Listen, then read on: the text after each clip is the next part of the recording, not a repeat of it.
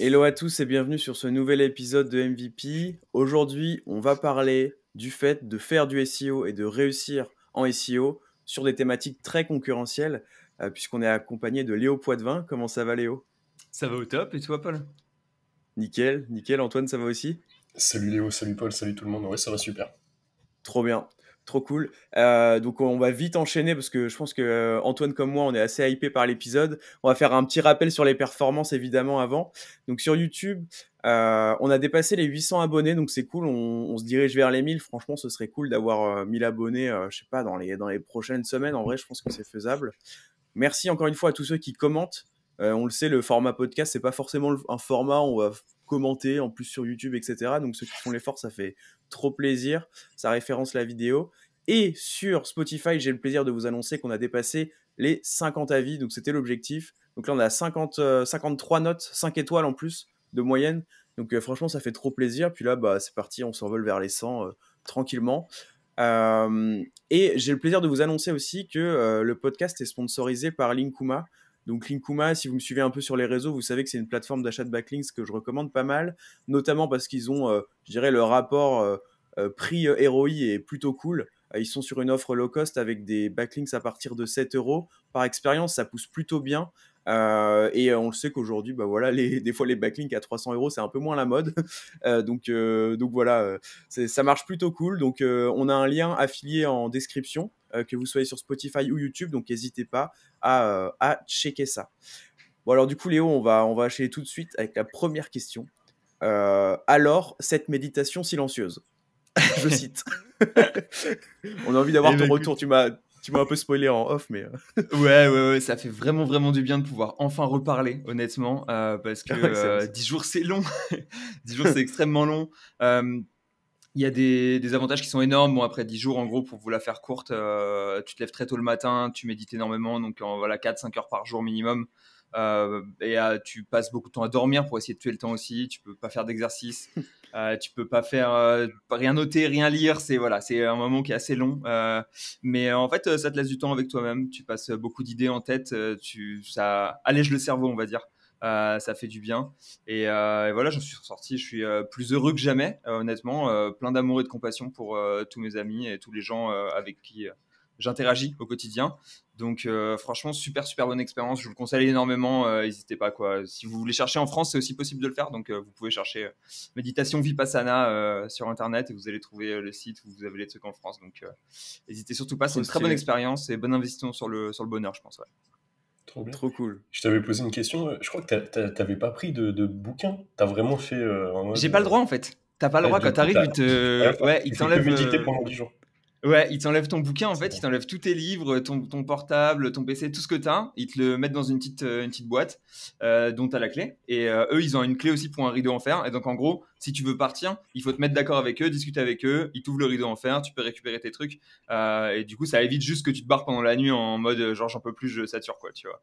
Et donc, ouais, c'était vraiment uniquement, je dormais, j'attendais beaucoup, j'ai beaucoup attendu, en fait, simplement que le temps passe, à regarder dehors C'est et à excellent, rien ouais. faire, m'étirer un peu, tu vois, parce qu'en fait, t'as tellement rien à faire, donc je m'étirais, je me dis, allez, ça c'est pas de l'exercice, je peux le passer dedans. Et beaucoup méditer, ouais. Bah, en fait, méditer au début 2-3 heures par jour, 4 heures par jour, et puis à la fin, ouais, 5-6 heures par jour, au moins, un truc comme ça. C'est une dinguerie. On va Et faire un toi, tu me... épisode complet sur ça, je crois. Parce qu'il y a trop de choses à dire. C'est terminé, on parle plus de SEO. Allez, ciao. Non, non, toi, tu méditais déjà un peu avant ou pas? Je méditais déjà, on va dire, 10-15 minutes par jour, peut-être pas tous les jours, mais 2 jours sur Ouais, trois, peut-être ouais. quelque chose comme ça, tu vois. Donc en gros, j'avais déjà des habitudes de méditation. J'ai une souplesse naturelle qui fait que je peux m'asseoir en tailleur longtemps. Donc tu sais, moi, quand on m'a demandé de m'asseoir en tailleur sans bouger pendant 1 heure, c'était possible pour moi. Il y a plein de gens qui étaient avec Hmm. moi pour qui c'était juste pas possible physiquement, et eux, ils galéraient Ouais, bien. moi, Mais ouais. ouais, c'est quand t'as les grosses Je cuisses pense que t'as que... pas le... Ben non, mais moi, ouais, bah, même, c'est pas une histoire de grosseur, c'est aussi, je suis pas du tout souple, tu vois, à la base, surtout des hanches et tout, alors, je sais pas comment je ferais, tu vois. En Bah, bref, franchement, ouais. Les gars qui étaient avec moi qui excellent. galéraient, ils ont pas mal galéré, mais ça passe. Et en fait, il y a pas mal de trucs qui font que ça fonctionne aussi. Tu peux te mettre assis sur une chaise, ça va, quoi. Ok, d'accord, ouais. Ok, très très stylé. Bon, bah en tout cas, je pense que dans l'audimat, il y aura pas mal de personnes à fond dans le digital comme nous, donc si ça vous intéresse, n'hésitez pas à checker ça, je pense vraiment que ça peut, ouais, effectivement avoir des bons bénéfices. Pour faire le switch méditation SEO, puisque c'est lié évidemment, est-ce que tu pourrais te présenter rapidement pour les gens qui ne te connaîtraient pas et surtout nous détailler un peu en fait ton expérience en SEO, quoi, refaire un peu l'historique pour Ouais, le avec contexte. plaisir. Bah, en fait, en gros, j'ai commencé le web quand je suis arrivé en études. Et donc, j'ai commencé en étant développeur. Je faisais des études, un DUT en développement informatique. Donc, j'étais dev Ok, web assez simplement, en gros, étudiant pour être dev web. Enfin, pour être dev généraliste. Et en fait, là où j'étais le meilleur, c'était dans le web. Donc, je me suis dit, bah écoute, si je suis meilleur en dev web plutôt qu'en dev généraliste, je vais plutôt m'orienter vers le web. Et là où j'étais le meilleur, c'était clairement pas dans le développement informatique, mais c'était plus dans les 2-3 matières un peu genre économie, droit, communication, marketing qu'il y avait à côté, où il y avait quelques heures à droite à gauche. Du coup, ce que j'ai fait, d'accord. c'est que je me suis dit comment est-ce que je peux faire pour garder les deux trucs où je suis le meilleur, donc le web et le côté communication, sachant que je suis capable de parler alors que la plupart de mes copains dev étaient très mauvais en juste discuter avec d'autres êtres humains, quoi, tu vois. Donc en Ouais, gros, d'accord. il y a un côté où je me suis dit, bah vas-y, je garde ça. Et qu'est-ce qu'il y a? Il y avait du marketing numérique qui était disponible et donc je suis parti en licence pro marketing numérique. J'ai fait de Mhm. l'alternance, j'ai découvert le SEO à ce moment-là. Je connaissais déjà de très loin le SEO, j'avais vu passer, ça m'intéressait parce qu'il y avait un côté technique, mais je connaissais pas du tout le côté market. Et donc en gros progressivement, je suis parti dans le marketing, j'ai rattrapé toutes mes lacunes en communication, marketing que je connaissais pas du tout, tu vois, j'avais zéro connaissance de tu vois les 4 P, tout le bordel de Ouais, force faiblesse, tous les trucs que tu apprends en école de marketing les normalement qui SWOT servent et pas à tout grand là. chose. Ouais, c'est ça. J'ai jamais vu quelqu'un faire un sweat dans le monde réel, putain. Ah, Pestel, audit SEO Pestel, t'inquiète. Et donc voilà, donc j'ai fait ça en alternance. J'ai fait 2 ans en data analytics au début. Et Ouais. ensuite, je suis parti pour ma dernière année de master. Du coup, j'ai fait un master en école de commerce. Et je l'ai fait en alternance avec Cdiscount en SEO. Du coup, j'étais déjà freelance SEO. J'avais déjà commencé à monter des sites web, tu sais, à genre monter des blogs Ah que ouais, j'avais stylé. achetés sur des expi, à vendre un peu de liens. Je vendais du texte. Pas que j'écrivais, mais que je faisais de la trad que je revendais. Tu vois, j'étais déjà un peu dans un mindset crado. Et, Le filou. c'est ça. Et du coup, voilà, j'ai fait mon année chez Cdiscount. Ça m'a pas mal ouvert les yeux sur le e-com. Et donc, j'avais des bonnes notions e-com après ça. Mais c'était pas forcément la partie qui m'intéressait le plus. Et je voulais surtout m'expatrier, en fait, parce que amoureux du voyage depuis mon plus jeune âge. Ouais. Et donc, ce qui s'est passé, c'est que j'étais sur Twitter. Je me souviens, j'avais mes 300 abonnés à l'époque. Et je disais, ouais, et tout, est-ce qu'il y a quelqu'un qui sait s'il y a un SEO qui recrute du monde à l'étranger? Et donc là, il y a Rémi Nestasio qui me dit, bah, je crois que Romain Micula, il recrute à Malte pour une boîte qui fait du SEO, de l'affiliation, etc. Et donc, bref, on s'appelle avec Romain, ça match bien. Et je pars à Malte. Et je fais du SEO là-bas pendant 3 ans, du coup, dans le milieu très compétitif qui est celui du gambling. Et Ouais. je pars ensuite, après mes 2 ans et demi, 3 ans là-bas. Du coup, je manageais une petite équipe. J'avais 2-3 personnes, 2-3 SEO avec moi quand j'étais là-bas. Et là, j'ai Simon Legouge, donc, qui est le SEO, le CEO de Green Tomato Media, qui m'appelle et qui me dit, écoute, j'aimerais bien que tu viennes gérer tout le département SEO en Thaïlande. Est-ce que ça te botte? Et moi, j'en avais un peu marre de Malte. Je me suis dit, bah écoute, c'est une promotion, ça me donne plus d'argent, je pars en Thaïlande, c'est all-in, donc Ah ouais. Que j'ai des pris feux la verts. décision et voilà. Du coup, je suis parti en Thaïlande chez Green Tomato Media pour 2 ans.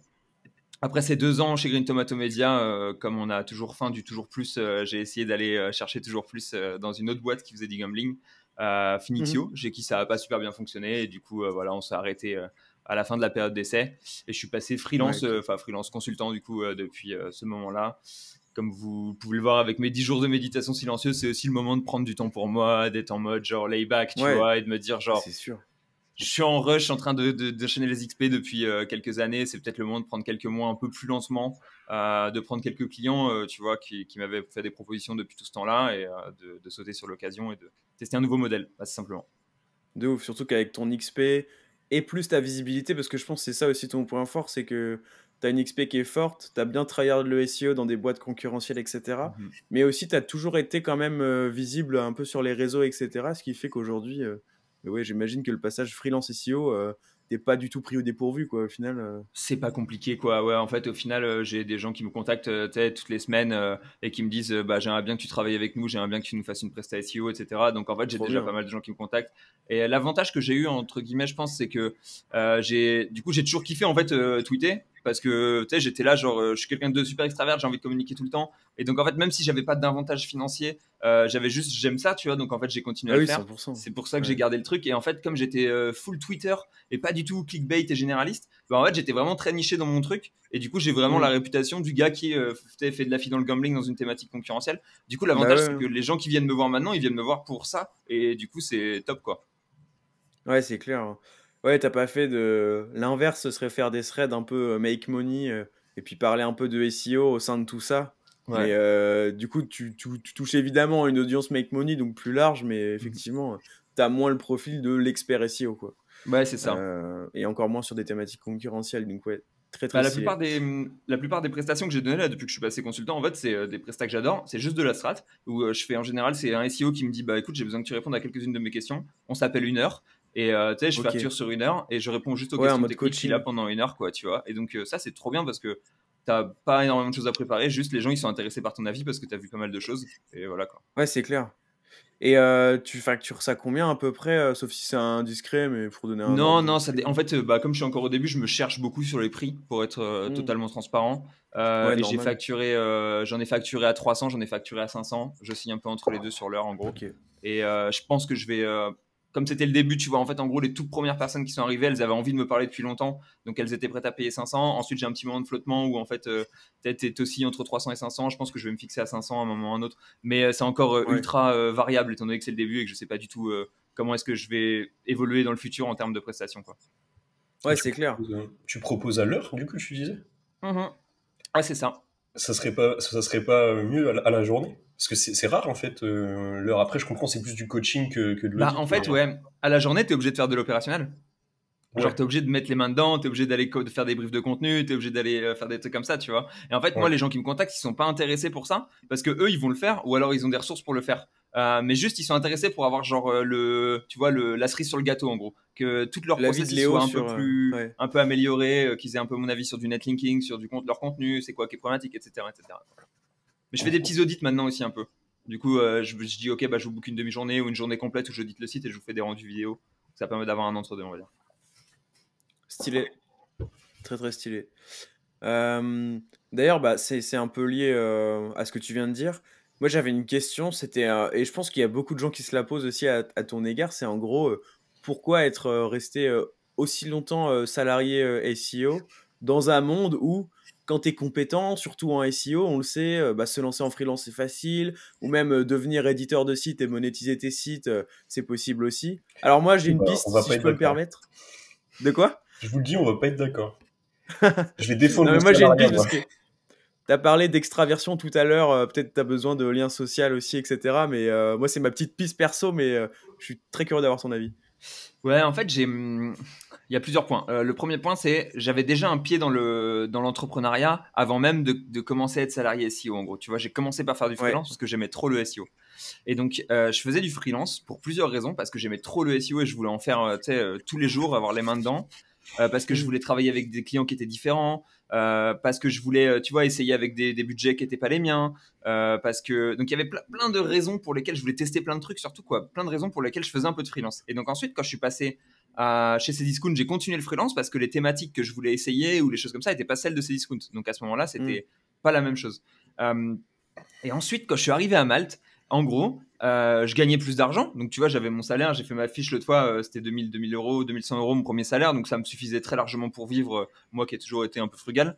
Et du coup, plus besoin d'argent en plus, donc pas besoin de faire du freelance pour ça. Plus besoin de tester des nouvelles choses complètement folles parce qu'en fait, on me demandait de faire des choses complètement à un niveau complètement fou quand je suis arrivé dans le gambling et j'étais là, genre en mode, mais je suis à un niveau de test qui est déjà bien plus élevé que ce que j'avais en freelance. Et voilà, et j'avais pas de temps en plus non plus. Avant, en tant qu'étudiant, j'avais toujours un peu quelques minutes à droite à gauche. Là, j'avais beaucoup moins de temps. Donc, en gros, tous les besoins qui étaient comblés par le freelance, ils ont été comblés par mon premier emploi. Dans la foulée, j'avais des sites. Mes sites, ils étaient hébergés chez OVH. Il y a eu l'incendie de OVH à Strasbourg. Et du coup, ça a brûlé. Donc, tous mes sites avec les Ah backups oui. ont brûlé. Donc, j'avais pas beaucoup de sites. J'avais 10 sites. Il n'y avait pas beaucoup d'heures de travail dessus. Mais toutes les ressources que j'avais pour me lancer ont cramé d'un coup. Et du coup, j'étais un peu en mode genre, ça veut dire qu'il faut que je recommence alors que ma situation, elle est cool. Et à côté de ça, je faisais la fête à mort, donc flemme de travailler plus. Euh, Mhm. le tout cumulé faisait que je me suis jamais lancé. Et puis tu sais, quand je suis arrivé, il y a aussi un côté où en fait j'aurais pu le faire après quand j'étais chez Green Tomato, mais chez Green Tomato, il y a eu. En fait, je me sentais trop bien, j'étais trop heureux ici, il y a plein de trucs à faire. Tu vois, tu te sens déjà fortuné, entre guillemets, quand tu gagnes 3000 ou 4000 euros par mois, que tu vis en Thaïlande, que tu vis au Bah soleil, que tu oui, as des clairement. vacances quand tu veux. Donc en fait, je sentais pas le besoin de passer consultant. Je vais pas te Hmm. mentir, maintenant que je suis passé indépendant, je pense que déjà je l'ai fait au bon moment parce qu'en fait. Tu sais, Hormozy dit souvent ça, genre cultive ta brand et ta popularité autant que tu peux avant de la monétiser. Parce qu'en Hmm. fait, au moment où tu la monétises, tu changes un peu ton image et elle est moins cool, quoi, tu vois. Et donc, Ouais. au moment où je l'ai fait là, du coup, et que j'ai changé mon image maintenant, bah, je l'ai fait au maximum de mon potentiel, entre grands guillemets, tu vois.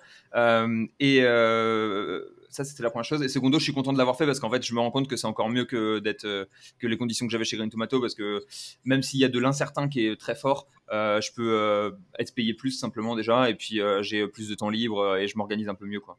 Donc, en gros, moins Hmm. d'obligations, c'est cool.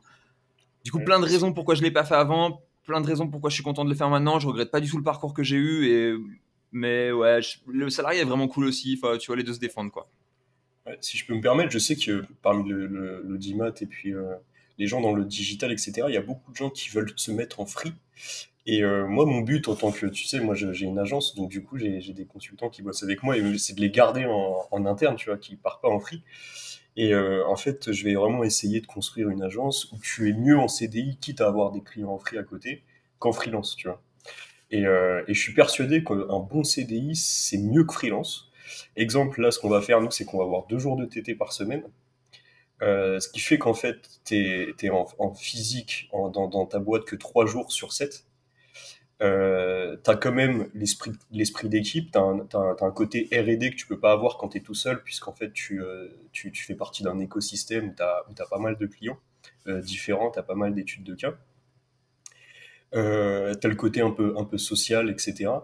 Et je suis persuadé que le statut de CDI peut être très très cool aussi, à condition bien sûr maintenant de se mettre à jour nous les boîtes, hein, parce que franchement c'est vrai que l'entreprise d'il y a 10 ans aujourd'hui répond plus aux critères je sais pas Léo t'as quel âge, mais des jeunes, tu sais, entre 20 et 30 ans, c'est vrai que souvent si tu fais pas les efforts en tant qu'employeur, bah, c'est chaud de garder les talents parce que bah, surtout dans notre milieu on peut tous partir en freelance assez facilement, Mhm. bien qu'il y a quand même une petite barrière à l'entrée qu'on n'a pas forcément tous les trois parce qu'on communique, mais c'est le fait d'avoir Ouais. l'acquisition, de trouver des clients. Et ça, c'est Ouais, vrai en que vrai. quand tu es consultant et que tu fais pas forcément de com, c'est chaud d'avoir un portefeuille client, quand même. Bah, j'en reçois des fois des messages comme ça sur LinkedIn de gars qui se lancent un peu en freelance SEO et ouais, tu vois bien que c'est pas juste le fait d'être freelance en SEO qui va faire que d'un coup, tu as des clients qui vont te contacter, quoi. Parce que bah, tu vois, quand tu commences que t'es pas trop visible ou que t'es pas bon en prospection ou quoi, c'est vrai que c'est un gros frein, hein. Faut pas penser que c'est magique. Même tu tapes SEO dans Malte, malte.fr, tu vois direct que voilà, il y a quand même pas mal de profils spécialisés. Enfin, c'est pas non plus un Eldorado, quoi. C'est pour ça que j'ai toujours un peu tryhard de la visibilité et tout, surtout cette dernière année là, mais c'est ouais.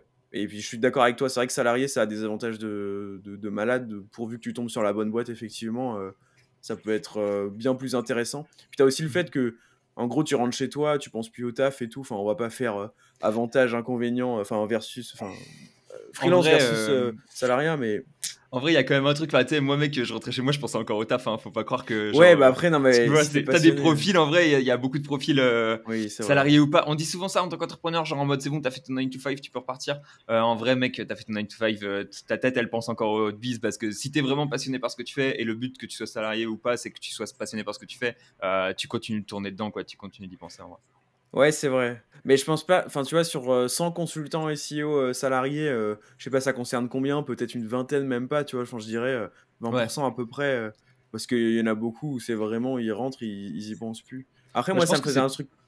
je pense que c'est Ouais, parce que les plus passionnés, ils sont indépendants en fait. Parce que les plus passionnés, c'est les ouais, meilleurs, c'est ceux qui ont mis le plus d'heures dedans, etc. Tu vois. Mais en gros, c'est plus lié à la passion plutôt que à l'input que tu as ouais, mis dedans. Quoi. Tu vois. ouais, je suis d'accord. En vrai, je suis d'accord. Mais après, ça peut être aussi un truc où tu te dis, j'ai terminé mon job, je pense plus aux clients que j'ai à l'agence ou à mon annonceur, tu vois, peu importe. Mais par contre, je pense toujours au SEO, mais plus pour le côté perso. Donc, soit je gère quelques clients en free sur des prestats, tu vois, coaching comme tu fais à l'heure, limite, c'est parfait ça. T'as pas besoin non plus de te prendre des demi-journées dans ta semaine, enfin, si t'en prends un ou deux, voilà. Et donc, tu es toujours dans le SEO, mais tu vois, pour autant, tu vas pas replonger sur le site du client de l'agence ou quoi. Je sais Ah, qu'à bien sûr. l'alternance, j'aimais bien ça, moi. Genre, Tu peux, je je tu bossais peux pour les penser à clients, ouais. des, Ouais. tu peux penser à des tests, tu vois, des trucs que tu vas faire tourner, Ah des bah trucs que tu oui, as envie oui, oui. d'expérimenter, etc. Ouais, c'est Plus que clair. genre en mode, t'as les clients et tout. Tu peux juste être en mode. Enfin, moi, il y a plein de fois où j'ai pensé au SEO en mode en conceptuel, quoi. Tu vois, genre les concepts liés au SEO où je me suis dit, tiens, peut-être ça marchera mieux comme ça, peut-être ça marchera mieux comme ça. Mais pas lié à un Ouais, client, lié à tu ouais, vois, c'est genre vrai. à un facteur SEO global, quoi. C'est clair. Et pour terminer un peu rapidement, freelance versus salariat, entre guillemets, il y a quand même un truc, c'est que freelance, je pense qu'il y en a beaucoup qui sous-estiment ça, mais en fait, tu as quand même plein de choses auxquelles penser qui te apportent pas d'argent. Donc, tu vois, tu peux être constamment en train de penser un peu à ta com, à comment être plus visible, à comment développer ta prospection. Tu as un peu d'administratif aussi à gérer, relancer les factures, etc. Et ça, c'est des trucs, tu penses pas forcément en premier lieu, mais c'est vrai qu'en salarié, bah, tu te prends pas du tout la tête avec tout ça. En fait, ta boîte, elle roule, toi, tu fais tes prestats, et puis t'as pas besoin de te préoccuper normalement de l'acquisition de l'agence ou je sais Relancer les pas, des factures, finances mec, de c'est. Decathlon, tu vois. Ouais, relancer les factures, c'est un peu sous-estimé parce que c'est le genre de Ouais, truc. ouais. Même si c'est. Moi, j'avoue que je suis fortuné pour l'instant là-dessus, mais je sens qu'il y a un truc où en fait, c'est trop chiant, mec, de relancer des factures tout le temps. Les gens, ils te Ouais, payent j'ai un pas, quoi. T'es rappel. là, genre, waouh. Alors que ton patron, il te paye tous les mois à la même date, c'est ok, c'est ficelé. Enfin, normalement, si c'est un gars bien, tu vois, mais voilà, quoi. Ouais, mais ça dépend comment tu te débrouilles. Moi, je sais que par principe, j'aime pas facturer avant de délivrer. Donc, j'envoie la facture uniquement quand la presta mensuelle ou l'audit, Mm. one shot, je sais pas quoi, est finalisé. Et c'est ça qui souvent empêche parce que, en général, si tu factures en amont et que tu dis au client, bah, je démarre pas tant que j'ai pas reçu le virement, bon, bah là, au pire, tu vois, la presta est, euh, est retardée un petit peu, mais voilà, Ouais. t'es payé quand il faut, quoi. Mais moi, j'aime pas trop faire ça, mais bref. Mais ouais. Bah sinon, dis-nous un peu, est-ce que tu peux nous détailler comment ça se passe pour toi le début en freelance? Tu disais que du coup, tu avais chopé des contrats avec des clients qui t'avaient Ouais, outreach ouais, ouais. déjà quand tu n'avais pas le temps en fait. C'est ça, plus ou moins, ouais. En fait, j'ai des gars qui m'ont Autriche, donc j'ai un gros client sur lequel je fais un peu d'opérationnel pour faire le gros du travail, on va dire, qui m'avait Autriche juste au moment où je partais, en fait, par hasard, suite à la vidéo de Romain Pirotte. D'ailleurs, merci Romain pour cette vidéo qui m'a apporté un peu de bise. Stylé. Et sinon, ouais, j'ai eu quelques clients qui me suivaient déjà depuis longtemps. Et en fait, le moment où j'ai dit, ah, je ferais bien un peu de consulting, ils m'ont tous sauté dessus. Ils m'ont dit, ah ouais, putain, bah, vas-y, je suis chaud, je te book une heure, je suis chaud, je te book une heure. Donc, T'as fait un tweet, tu sais, ouais, avalanche. mec, je te jure que c'était le tweet qui a dû me rapporter le plus d'argent, quoi. Tu vois, genre Bah oui, tu le m'étonnes. tweet à 2 000 euros, quoi, instant. Donc, ça, c'était cool.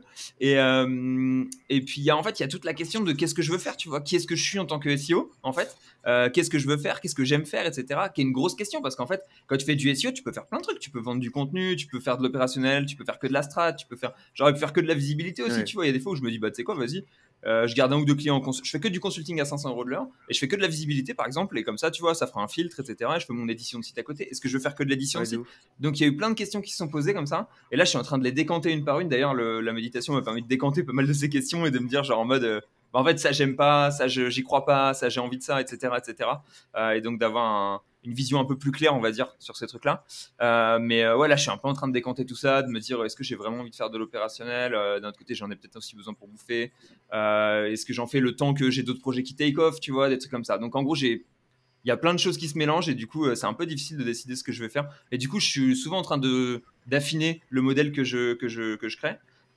Mais ouais là en gros c'est surtout je fais des audits pour les quelques clients qui me contactent, je fais du consulting à l'heure quand je peux parce que c'est le truc que je préfère et un peu d'opérationnel sur un ou deux clients histoire de rentrer des heures un peu comme tu disais Antoine parce que ça permet de faire plus de volume quoi. Ok, trop bien. Donc Trop bien, voilà. trop bien. Et trop Et heureux, par sinon, contre, vraiment heureux d'un point de vue routine de vie, tu vois, entre guillemets, parce que ouais, ça me permet d'avoir beaucoup moins de remords quand je saute une heure, quand je fais autre chose, tu vois, de prendre du temps pour être avec des gens au moment où j'ai besoin d'être, ou besoin ou envie d'être avec eux, tu vois, hmm, de mieux organiser mon temps assez simplement, d'avoir moins d'obligations, quoi. Donc ça, c'est pas mal quand même, c'est un gros ok, plus pour l'instant, quoi. ok. Ok, très cool. Et donc toi là, tu es à Chiang Mai, donc d'ailleurs on s'était croisé à Chiang Mai. Est-ce que c'est vraiment la capitale mondiale du SEO? Euh, Franchement, j'ai envie de dire oui, mec. J'ai envie de dire oui. Parce que, Ouais. on a Digity déjà, tu vois, qui organise le Chiang Mai SEO, qui est la plus grosse conférence SEO, je pense, ouais, la plus high Ouais, level, oui, du je moins, pense. la plus reconnue tous les ans. Donc, tu vois, ça c'est ouf. Il y a Kyle Roof, qui est un très gros SEO, qui habite ici aussi. En français, on a plein de gars qui sont monstrueux. Enfin, tu vois, moi là, je suis dans un cowork. Enfin, tu sais, le bureau que vous voyez souvent quand je fais des vidéos. C'est un cowork où Ouais. on est 5 ou 6 potes qui sont tous des SEO, tous indépendants, tous sur une verticale différente ou sur un mode de fonctionnement différent. On s'est mis ensemble pour prendre un cowork, enfin un appart dans lequel on travaille ensemble. Il y a au moins 5-6 autres Français, genre Fred Zibet, il y a Romain Pirotte qui est en train de s'installer ici un petit peu aussi. Tu vois, il y a plein de trucs de gens qui sont là, qui s'ancrent. Et donc, c'est trop bien Ouais. et vraiment beaucoup de SEO. Et honnêtement, ouais, vraiment cool. Il y avait Charles Flotte qui était là avant, qui est parti à Samui aussi. Et après, si tu vas dans les îles, si tu bouges à Bangkok, il y a aussi beaucoup de SEO. Donc, en gros, je dirais la Thaïlande, très, très, très gros pays pour le SEO. Et surtout pour le SEO international, parce qu'en fait, il y a très peu de SEO thaïlandais. Hmm. Ok. Très très stylé.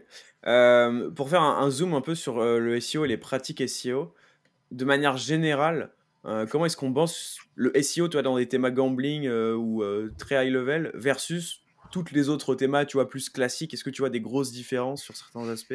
Ouais, il y en a pas mal en vrai. Il y en a pas mal. Euh, la première chose, je pense qu'il faut se rappeler tout le temps, c'est que le SEO, ça reste uniquement, tu vois, un site qui fonctionne bien, avec du bon contenu, d'une autorité et des liens. Et maintenant, on pourrait dire des signaux utilisateurs qui sont positifs, tu vois. Encore Hmm. que c'est le critère qui va peut-être être un peu plus intéressant chez nous dans les thématiques plus concurrentielles que chez les autres, mais on va dire des signaux utilisateurs qui sont positifs. Du coup, honnêtement, c'est plus ou moins la même chose sur le fonctionnement de base. Juste, tous les curseurs, ils sont poussés au maximum chez nous, quoi. Tu vois. Ouais. Et pas le maximum que les gens conceptualisent, tu vois. Genre, les gens, ils vont se dire, ah ouais, ouais, vous avez poussé au maximum, quoi. Vous avez pris des gars à 10 centimes le mot. Mais ouais, en fait, on a pris un gars à 10 centimes le mot, on a fait 4000 mots sur la page. Ensuite, on s'est rendu compte que ça ranquait toujours pas. Donc, on a demandé à quelqu'un de passer une journée dessus complète pour l'améliorer. Et puis, ça ranquait toujours pas. Donc, on a recommencé, on a refait ça. Et puis, en fait, peut-être que la page, tu vois, il y a genre 400 heures de travail dessus, quoi. Et donc, en fait, il y a des trucs comme ça, Ouais. des pages, des situations ou des requêtes où en fait tu as énormément de travail qui est mis continuellement dessus. Et c'est vraiment une question d'améliorer continuellement, de pousser tous les curseurs au maximum. T'as Ok. pas le droit à l'erreur. Et- ok. Donc là, tu nous as un peu répondu pour l'aspect contenu. Pour l'aspect linking, comment est-ce que ça se traduit? C'est une quantité de liens qui va être aberrante par rapport à d'autres thémas, une qualité de lien aussi selon des critères précis. Ouais, exactement. Bah en fait, il y a plusieurs choses. J'ai- il y a plusieurs choses. C'est pas tout dans le budget pour les liens. Les gens pensent beaucoup, les liens, c'est tout dans le budget. Tu mets du budget, ça suit. C'est pas vraiment le cas parce que j'ai vu des gars qui mettaient énormément de budget dans des liens, mais comme c'était pas fait intelligemment, euh, tu vois, en fait, tu as des liens qui vont te rapporter en rapport argent, PageRank, tu vois. Enfin, c'est souvent un rapport que j'aime bien avoir dans la tête. C'est genre, pour Hmm. 1 euro investi, tu as combien de puissance de lien qui est récupéré, tu vois. Est-ce que Hmm. c'est vraiment, tu vois, c'est toujours la question de est-ce que 10 liens à 10 euros, ça vaut comme un lien à 100 euros, etc., etc. Et du coup, tu as des gens, j'ai vu des strats où les gens ils bourrinaient avec une strat qui n'était pas la bonne et ils se retrouvaient à pas ranker malgré le fait qu'ils aient dépensé 4 fois plus que toi en lien, par exemple, et que leur contenu se tienne aussi à peu près avec le tien, quoi. Donc, sur le lien, il y a une question de strat, moi je dirais surtout honnêtement de diversité. Et ouais, diversité, budget, qualité, quantité, tout doit y passer. C'est simplement, faut que tu remplisses tous les facteurs. Là aussi, tu as une liste des facteurs. Imagine, en fait, imagine quand tu achètes un lien, tu te dis qu'est-ce qui pourrait compter pour acheter un lien. Bah, ça pourrait être le nombre de liens qu'on a acheté. Ok, bah, ça faut que tu remplisses. Ça pourrait être la qualité des liens qu'on achète. Ok, bah, on remplit. Ça pourrait être le positionnement de l'encre dans les liens ou la part de l'encre d'encre optimisée. Ok, bah, on remplit. Ça pourrait être Hmm. l'activité sur les pages, l'indexation des pages. Donc tu dois remplir tous les facteurs un par un et te dire ok, je les coche tous. C'est excellent parce que c'est exactement la même vision que j'ai. Et en parlant avec. J'avais parlé avec mais peut-être même un ex-collègue à toi dans le gambling.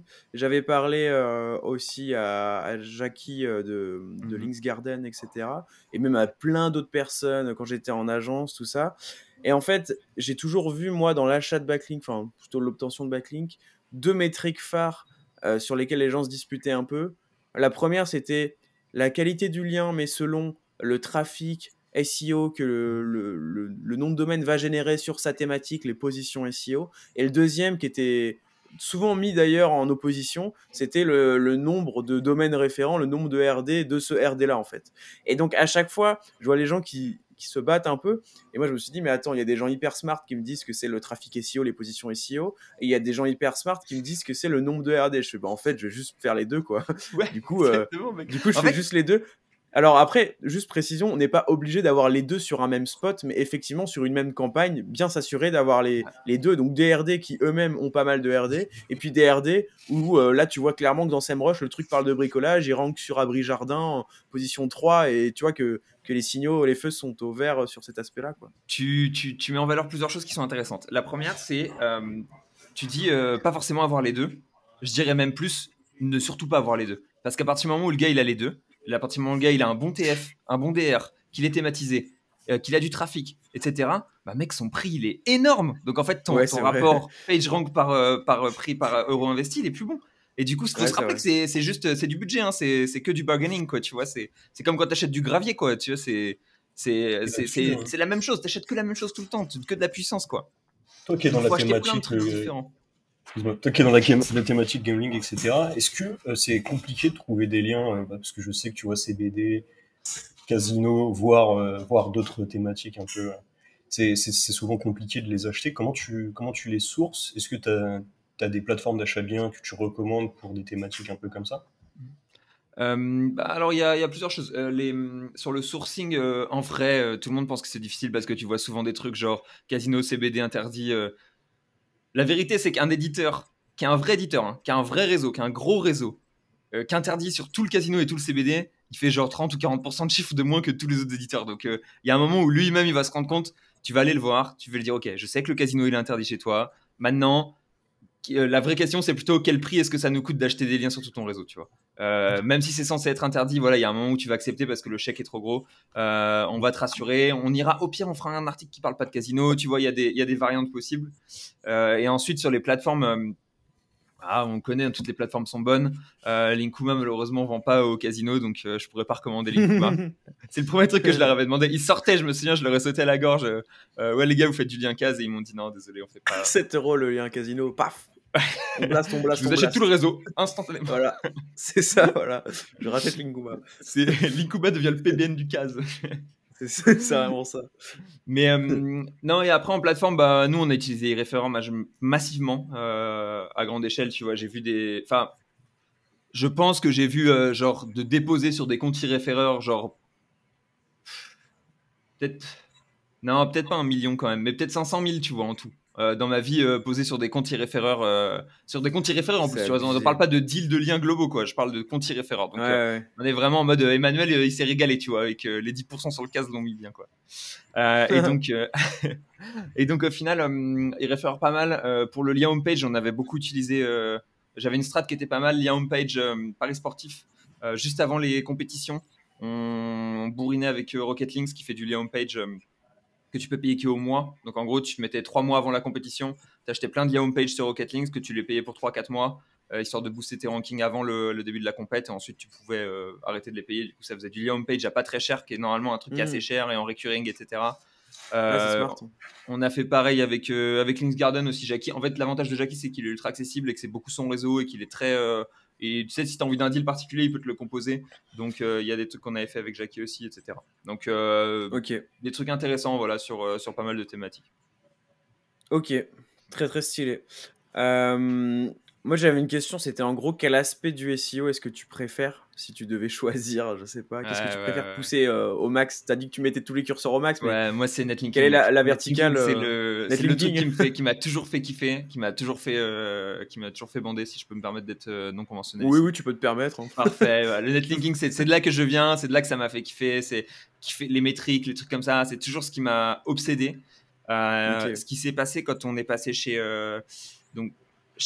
Blue Window, j'avais pas compris encore, je pense, à quel point est-ce que le contenu était important. Je l'ai compris, Simon me l'a énormément enseigné chez Green Tomato. Et chez Green Tomato, du coup, j'ai poussé la qualité de contenu à un niveau qui était complètement folle.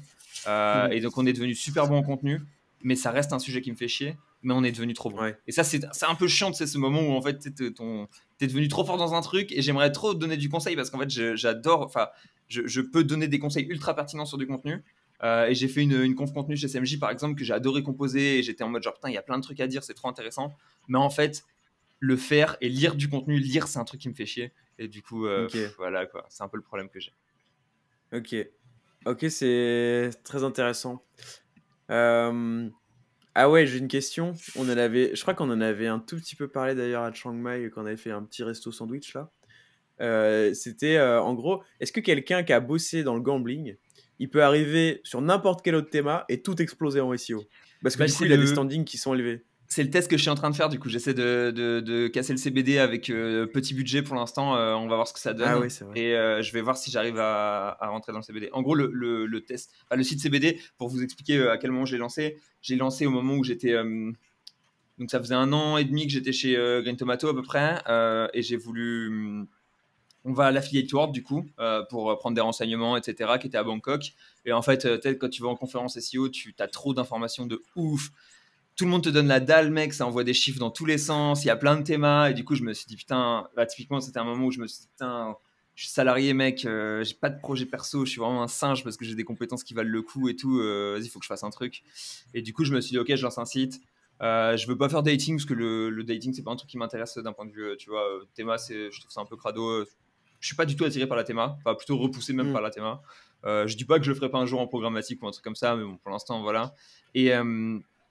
Et du coup, je me suis dit, CBD, c'est cool, comme j'ai toujours bien kiffé le Cana et compagnie. CBD, c'est une bonne thématique pour ça. Donc voilà, c'était thématique concurrentielle aussi, étant donné que je savais faire que ça. J'étais un peu en mode, je sais pas si est-ce que je peux performer sur une thématique je sais pas moi, tu vois, de acheter des micros, étant donné que j'ai jamais fait ça, je connais pas trop, donc autant aller sur un truc que je connais, qui est le concurrentiel.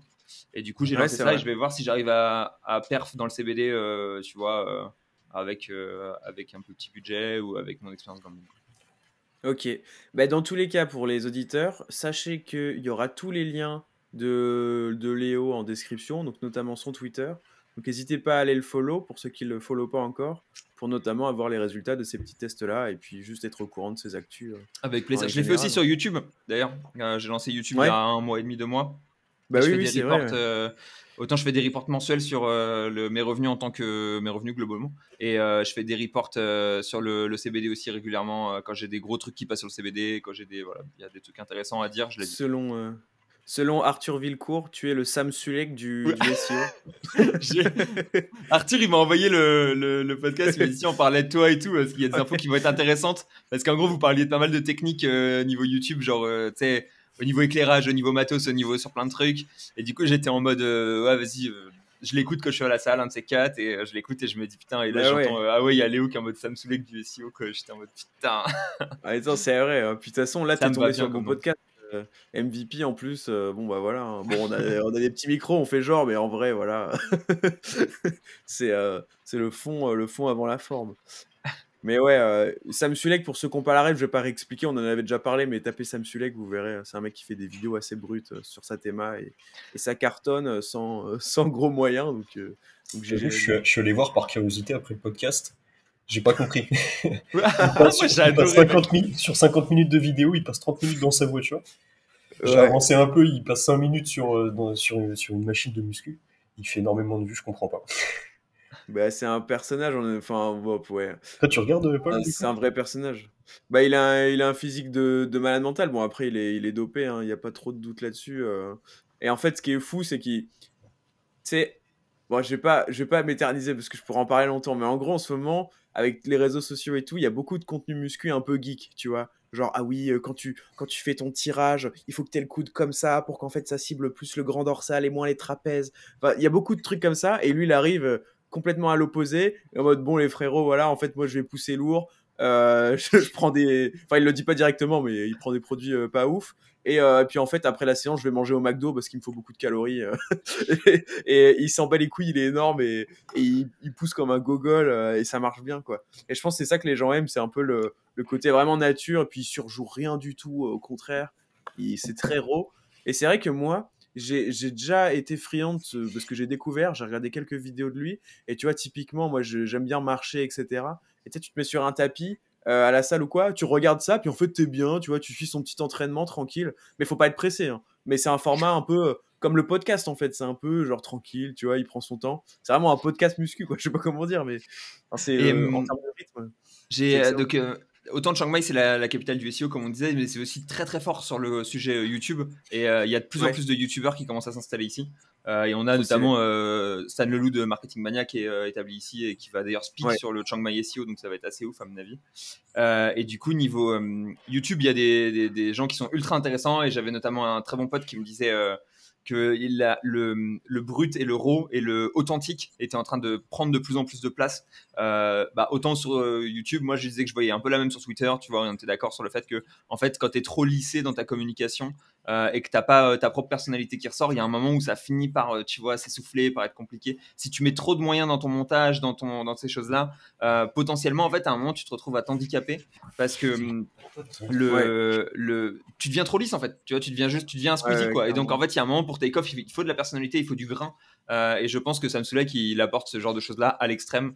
Et c'est aussi pour ça où j'étais un peu en mode genre tu vois, c'est intéressant d'apporter du grain dans la vidéo et d'avoir des trucs qui sont imparfaits parce que tu sais que le conseil est authentique et qu'il n'est pas acheté entre guillemets quoi. Ouais, 100%. Bah ouais, même je suis d'accord d'un point de vue même attachement d'une audience à tes contenus et tout. Je pense que si t'es héros, etc.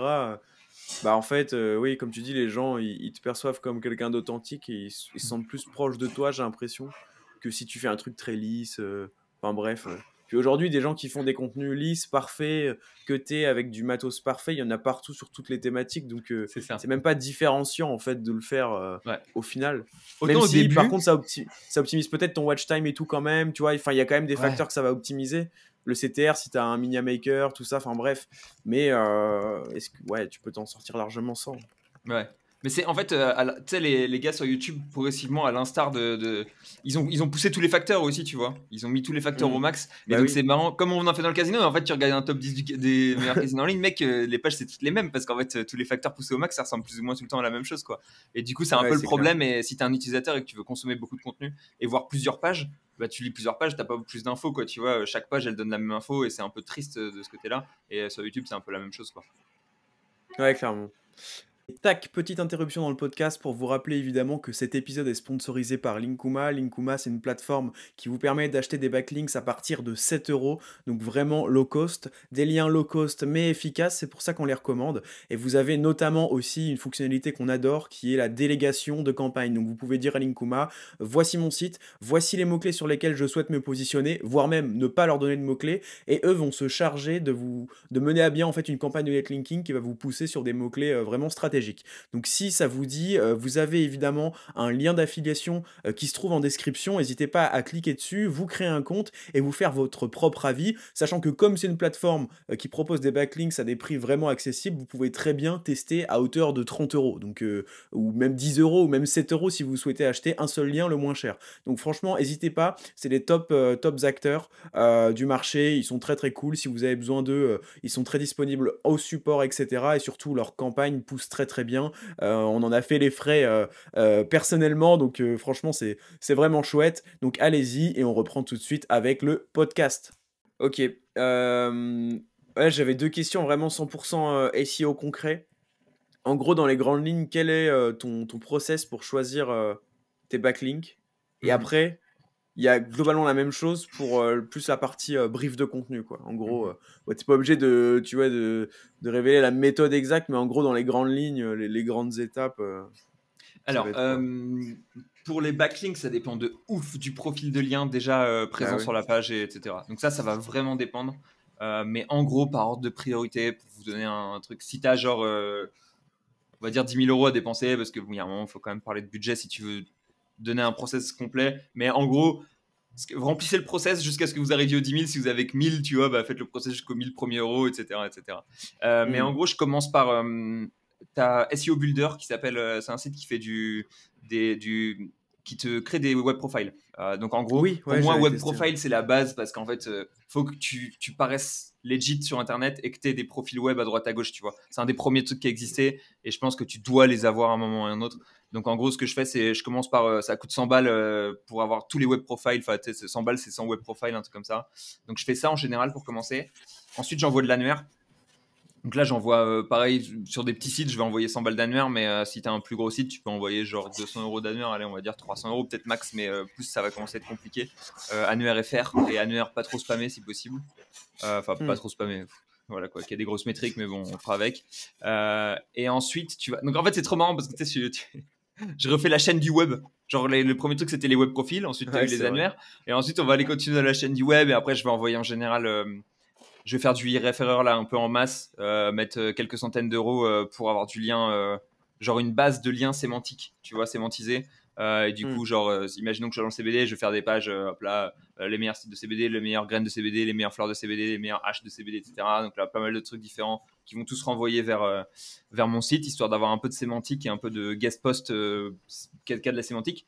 Et ensuite, je vais acheter du lien positionné, si je peux, chez e-référeur. Typiquement, là aussi, lien positionné chez e-référeur, ça c'est le hack de fou furieux, parce que les prix sont si peu chers, c'est moins cher que le guest post des fois. Et c'est... Enfin, franchement, c'est worth it. Quand tu sais les prix que faisait Next Level et les prix que font RF là-dessus, c'est dingue. Et donc ensuite, très cool. Je vais faire ça et après je vais faire et après si possible je vais acheter du lien homepage parce que lien homepage ça va envoyer une patate de fou furieux et ça va te faire décoller assez vite. Donc lien homepage ouais tu peux faire ça. Links Garden ils font du lien homepage à pas très cher par exemple et Rocket Links ils ont du lien homepage qui est intéressant, beaucoup de variété aussi, c'est pas mal. Voilà, en gros, pour le process, pour le choix de la variété et de la typologie de spot, en gros. Et après, il y a plein d'étapes sur la sélection de TF. Il y a homepage, il ne faut pas que tu sois en sidebar parce que les sidebars, elles sont foutues en bas en mobile. Par exemple, il y a des conneries comme ça que tu dois aller vérifier chaque fois. La qualité du traf, enfin bref. Un millier de choses et ensuite tout faire par rapport au prix. C'est toujours la seule chose qui est importante, quoi. Ça, c'est pour le lien. Intéressant. Et pour le content, le process content, le mieux c'est pour avoir tout le process complet, je vais upload la conférence que j'ai fait chez CMJ dans une semaine ou deux, un truc comme ça, donc vous l'aurez sur YouTube, vous aurez tout le process complet pendant 1 heure. Mais en gros, pour faire en rapide, intention de recherche, donc tu vois, tu prends un mot-clé, genre meilleur clavier Bluetooth. C'est quoi la question qui se pose derrière ce mot-clé, tu vois, quelle est l'information que cherche l'internaute. Il cherche quels sont les meilleurs claviers Bluetooth. Donc qu'est-ce que tu vas faire? Tu vas lui donner les meilleurs claviers Bluetooth. Du coup, pyramide inversée, tu lui envoies d'abord les meilleurs claviers Bluetooth. Donc clavier numéro 1, c'est celui-là pour telle raison, etc. Tu lui fais un top très rapidement, histoire de, tu lui fais un truc plus rallongé avec plus de détails. Et ensuite, tu viens délayer l'information, tu viens apporter des informations complémentaires, etc. Et avec plein de checks là aussi, forcément, sur toutes les données que tu lui rapportes, elles sont vraies et vérifiables. Tu essaies de mettre des entités nommées dedans, tu vois, il y a plein de trucs comme ça, de détails qui vont venir progressivement. Tu essaies de le rendre le plus lisible possible. Si tu as un peu de trucs pour le beautify un peu ton texte, 2-3 petits modules à droite à gauche pour avoir un joli site, quoi, assez simplement, et un truc où tu vois que tu as mis un peu de temps et d'énergie dans ton contenu. Et tu donnes plus d'informations que tes concurrents, assez simplement, plus d'informations. Essaie de le faire plus d'informations en autant de mots. Et quand tu sais faire un contenu avec plus d'informations en autant de mots que tes concurrents, tu as gagné le jeu normalement. Ok, très stylé. Et je vais m'attarder sur un point que tu as évoqué. Tu disais qu'il fallait faire en sorte qu'en fait, en gros, Google voit que tes informations sont vraies et vérifiables. Comment est-ce que tu t'y prends là-dessus? Est-ce que tu fais des... je sais pas, parce que tu vois, pour la théma santé bien-être, c'est facile entre guillemets parce que tu fais des liens vers des études scientifiques ou des trucs comme ça. Mais par exemple, pour meilleur clavier, tu fais quoi? Tu détailles le process de classement un peu des claviers, on les a sélectionnés selon tel ou tel critère? Ouais, il y a plusieurs choses. Quand je pense les informations sont vraies et vérifiables, c'est genre ça, c'est de l'information, ce que j'appelle de l'information réelle. C'est genre un truc qui est vérifiable dans le monde réel, tu vois. Si ton clavier il fait 23 cm, il fait 23 cm, quoi, il peut pas. Oui, si tu dis 22, en fait, tu es en train de mentir. Donc, tu as ce côté-là. Et tu as un côté. Ensuite, tu as le côté où tu commences à frame les choses, genre c'est ton avis. Et là, ça change la dimension parce que c'est plus des choses qui sont vérifiables, mais par contre, c'est ton opinion. Et du coup, tu peux plus ou moins bien exprimer ton opinion avec plus ou moins de détails. Et du coup, ça, c'est un des trucs qui est important, on va dire. Et c'est un gros travail que je fais souvent sur les sites d'affiches. C'est genre, t'as mis que le numéro 1, c'était celui-là et le numéro 2, c'est celui-là. Mais en fait, dans la description, pourquoi est-ce que le numéro 1 et le numéro 2, on pourrait les intervertir? Et en fait, on ne sentirait pas la différence. Tu vois, tu as donné juste les avantages et les inconvénients d'un côté, les avantages et les inconvénients de l'autre, mais tu n'as pas expliqué pourquoi le numéro 1 il est devant le numéro 2 et vice-versa.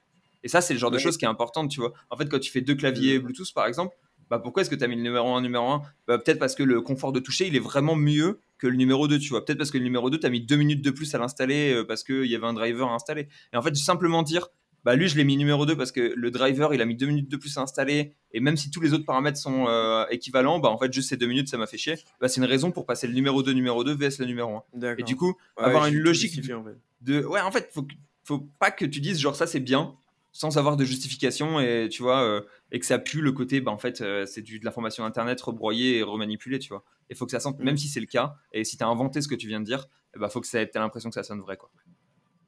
C'est un truc qui est très compliqué à faire avec l'IA d'ailleurs, d'avoir c'est ça qui est bien avec ce type de contenu, ce type de brief, c'est qu'en fait tu peux pas faire dire, ou alors tu peux utiliser l'IA pour en mode tu vois, structure, que ce soit joli, que ce soit du texte sympa à lire, mais l'information t'es obligé d'aller la chercher sur des comparatifs. Et ça c'est un petit hack pour les SEO qui veulent faire travailler des rédacteurs pour pas se faire IA bullshit à fond, c'est faire des comparateurs, ce genre de requêtes cibles, c'est pas mal parce que du coup ça nécessite une mini recherche pour par exemple ton clavier numéro 1, faut quand même que tu ailles voir la fiche, le clavier numéro 2.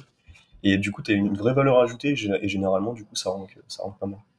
Ouais, je suis assez d'accord. D'ailleurs, pour aller plus loin, moi, depuis l'avènement de l'IA, je sais pertinemment que, je sais pas, les rédacteurs freelance avec qui je vais bosser vont se servir de l'IA au moins pour gagner du temps, tu vois. Ouais. Et donc, j'en profite pour leur demander beaucoup plus qu'avant. Genre vraiment, je sais pas, avant, j'avais beaucoup moins tendance à leur dire, bah en fait, voilà, tu vas lire la section de ce concurrent-là qui parle de ça et tu vas essayer de reformuler, d'en faire un truc. En fait, là, il va falloir que tu me fasses une liste de tous les vendeurs de micro Bluetooth, j'en sais rien.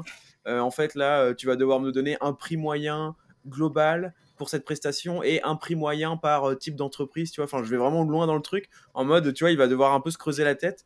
Et comme ça, on a vraiment des informations, tu sais, que tu vas bien mettre en gras sur l'article ou quoi, qui vont être bien pertinentes et que les concurrents n'ont pas. Et comme ils utilisent l'IA, bah, au final, toutes les sections un peu plus standard, je sais pas, définition, qu'est-ce qu'un clavier Bluetooth, enfin bref, c'est pas forcément le meilleur exemple, mais voilà, bah, je sais très bien que ça va être batché par ChatGPT et qu'il y aura pas de valeur ajoutée, donc ouais, j'en profite pour en demander plus à côté, quoi. Quelque chose que je commence à faire, moi ça fait 1 an que je suis dans ce modèle-là, je pense, et c'est le modèle que je préfère, c'est je forme les gens et je les fais travailler à l'heure au lieu de les avoir au mot, parce que faire travailler quelqu'un au mot avec l'IA, c'est complètement débile, je trouve. Enfin, c'est contre-productif et en général, tu n'auras pas la qualité de contenu que tu attends. Alors que si tu payes quelqu'un à l'heure, tu lui dis écoute, voilà, tu vas prendre 30 € sur cette heure ou 40 € sur cette heure. Et en fait, je veux juste que tu passes 1 heure complète à améliorer ton contenu. Tu peux utiliser l'IA si tu veux, il n'y a pas de problème. Juste, rends-moi le meilleur contenu que tu peux faire en 1 heure. Et voilà quoi, tu vois, ça, en fait, le gars, il va se faire une structure avec l'IA, il va se faire une base avec l'IA. Ok, c'est cool. Ah, ça fait 20 minutes, bah, il te reste 40 minutes, bah, il va falloir améliorer le contenu maintenant. Donc ça peut être de la mise en forme, tu vois, mais ça peut être en fait aller te dire, ok, bah, je vais aller vérifier toutes les infos, je vais aller genre reformuler des trucs qui me paraissent un peu faux, etc. etc. quoi. Donc moi, c'est la manière dont je travaille maintenant à l'heure qu'il est. Je prends des stagiaires ou des gens, je les forme et je leur demande de faire ça et en fait, c'est ce qui marche le mieux, je trouve. Ok, ouais, c'est intéressant comme vision aussi. Après avoir, ouais, je sais pas si c'est applicable à tout. Non, mais ouais, c'est clair que c'est intéressant. Parce que je me dis après, bah, faut vraiment avoir confiance aux prestataires pour pas qu'ils te disent oui, j'ai passé 1 heure dessus. De toute façon, s'il a fait un texte de merde, mec, tu t'arrêtes de travailler avec lui. En fait, ça c'est la même chose en fait. Ouais. Tu t'es payé au rendu à la fin, quoi. C'est toujours. Ouais, c'est clair. Bah après, tu pourrais même aller plus loin et même pas faire ça à l'heure. Hein, juste dire, rends-moi le meilleur texte, je te paye X € pour juste avoir un texte excellent sur cette thématique. Tu lui donnes des indications genre j'attends ce genre d'infos, ce genre de tableau, ce genre de truc. Ouais. Non, c'est pour ça que ça marche. Et au final, tu peux continuer à payer au moins en fait, parce que plus le texte est long, en gros, plus tu vas avoir besoin de retouches à faire, etc. etc. Tu vois. Ouais, en soi, ça. Mais bon. Ce que ça permet de faire, d'avoir un truc à l'heure, c'est d'avoir un entre-deux, tu vois, dans le sens où si tu payes au mot, en général, le gars, il va speeder et il va te donner un truc qui est pas terrible. Si tu lui demandes de faire le meilleur texte possible, il va passer beaucoup de temps et d'énergie et genre, bon, bah, t'auras le meilleur texte possible, mais tu vas le payer très cher. Si tu fais un truc genre en mode passe que 45 minutes dessus et donne le mieux que tu puisses en 45 minutes ou en 1 heure, ça te permet d'avoir un entre-deux où en fait, t'as une page qui a pas juste été speedée et qui est de bonne qualité et qui te permet de voir un primo ranking en gros. Souvent, c'est un truc que j'aime bien voir. C'est genre, où est-ce que tu ranks avec ta première page V1 sans optimisation, tu vois. Et ensuite, on va faire des optimes, et ensuite, on va faire du lien, et ensuite, etc. Tu vois. Le mieux, c'est d'avoir le meilleur contenu. Mais des fois, le prix du... Après, des fois, le prix du contenu est trop cher. Ouais, non, non, t'inquiète, t'inquiète. Ouais, je suis d'accord. Mais en fait, je trouve payer homo, ça marche surtout si tu briefes bien aussi la personne. Parce que moi, je sais que pour mes clients, des fois, ils passent par des rédacteurs freelance bah, qui. Enfin, c'est les clients qui les payent, mais bref, ils sont payés homo. Mais moi, comme je leur fournis tout un brief où ils ont littéralement toute la structure HN, plus des indications par HN, comme je répète souvent, mais voilà, pour ce H2 là, tu me réponds avec un tableau comparatif avec telle colonne, telle colonne, telle colonne, tac. Bah, en fait. Ils sont payés au mot, mais tu vois, ils sont obligés de faire de la qualité. Je sais Ouais. exactement ce qu'il va y avoir sur la page à la fin, avant de d'avoir envoyé le brief, quoi. Ça, c'est Donc le. ça, je pense, c'est une alternative C'est un qui est très pas bon mal modèle, aussi. c'est un modèle que j'ai longtemps utilisé, d'avoir ce modèle-là, d'avoir des briefs qui sont surdétaillés, etc. Le seul problème, c'est que du coup, tu capes énormément ta production sur ton temps à toi. Et du coup, Oui, bah par contre, tu peux difficilement genre scale à mort ton biz en l'occurrence, parce que en fait, ouais. tu vas être capé sur le nombre de briefs que tu peux produire. Et du coup, je m'étais retrouvé à, tu vois, il y a un moment où on pouvait plus produire assez de briefs ultra détaillés comme ça. Donc, on avait des rédacteurs qui étaient très expérimentés. On avait l'habitude de travailler avec eux, on les a testés, on leur dit bah écoute, est-ce que tu peux me produire un brief pour 40 euros, tu vois, par exemple, Ouais. que Et c'est eux qui potentiellement soit on faisaient. va filer avec un autre rédac, soit que tu vas auto-exécuter, tu vois, etc. Et donc en fait c'était assez intéressant et ça te permet, en faisant ça et en formant les rédacs et en les motivant et en allant vers de la croissance, tu peux scale un peu plus, je trouve. Ouais, c'est clair. Bah là-dessus, oui. Après, c'est vrai que moi là, ça me va bien pour l'instant parce que tu vois, j'ai quelques clients. J'essaye, je suis pas trop. Je fais exprès justement de pas prendre énormément de clients. Comme Mhm. ça, je sais que tu vois, je peux leur faire X briefs hyper poussés par mois. Surtout que en général, bah tu vois, c'est pour les mots-clés les plus concurrentiels que je fais ça, quoi. C'est-à-dire que là, je sais pas, j'ai chopé un client dans les vélos électriques, tu vois, bah tous les mots-clés VTT électrique, vélo électrique, machin. Ça, c'est Ouais. les big mots-clés, tu vois, ça me dérange Ah ouais. zéro de passer limite trop, enfin, je sais pas, peut-être 2 heures sur un brief, 1 heure et demie, Mhm. ça dépend. Ouais, même des fois c'est moins, mais bref. Ça pour dire, ça me dérange pas, limite d'y passer même 4 heures s'il faut, tu vois, ça arrive pas Ouais, dans bah les faits, mais 100%. Franchement, c'est. t'as raison et moi les gros briefs, je les retravaille pas, tu sais, tu y Bah vas ouais, plusieurs ouais. fois de toute façon, hein, c'est. Ouais, clairement. Mais sur la masse, c'est vrai que si tu veux aller taper toutes les pauses, que t'as déjà fait des briefs, ciblé tous tes gros mots-clés, bah ouais, c'est vrai que c'est un peu bête de passer 2 heures sur un mot-clé qui est même pas prioritaire, juste Ouais, sur la partie brief, quoi. c'est ça. Bah d'ailleurs, tiens, dans la lignée de ce qu'on dit, est-ce que tu automatises certaines parties, toi, de tes campagnes SEO, même si aujourd'hui tu fais beaucoup du coaching, mais je sais pas, est-ce que tu as des process d'automatisation que tu gardes Non, non, moi je suis très peu automatisé pour le coup. Ok, Parce que, alors en gros, j'ai des. Ouais, il y a un problème. Enfin, tu vois, il y a un sujet sur lequel j'ai un problème, je pense. Enfin, un problème, c'est pas un problème, c'est plutôt quelque chose de cool, je suppose. Mais j'ai des remords si je vends quelque chose dans lequel je crois pas à un client, tu vois, en gros. Et donc, ouais. typiquement, je sais que tu as possibilité de faire des audits, entre guillemets, automatisés. Tu sais, en fait, tu fais run un Screaming Frog, tu as quelques filtres sur ton Screaming Frog en plus, tu envoies tout ça dans un export, tu fais un joli PDF à la fin, tu peux filer le PDF en mode genre, tiens, c'est ton audit, tu vois. Le truc, c'est Hmm. que si je fais ça, j'ai l'impression de scam le client sur plusieurs niveaux. Genre, primo, j'ai l'impression de ne pas avoir passé de temps dedans. Et j'ai l'impression que si je passe pas de temps dedans, ça n'a pas de valeur. Tu vois, que j'apporte rien qui a de la valeur.